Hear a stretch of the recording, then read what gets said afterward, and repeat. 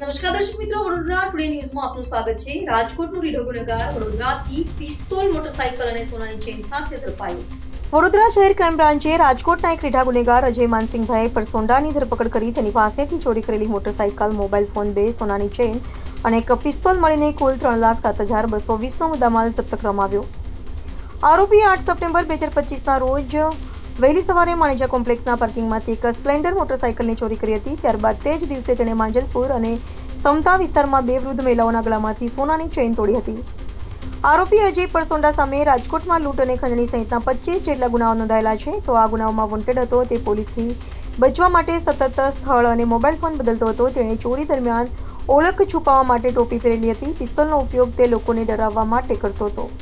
ગુજરાતના દરેક શહેર અને ગ્રામ્ય વિસ્તારના કોઈ પણ સમાચાર હોય અને જાહેરાત હોય તો અમારા વડોદરા ટુડે ન્યૂઝ ચેનલના વોટ્સએપ નંબરનો સંપર્ક કરવો।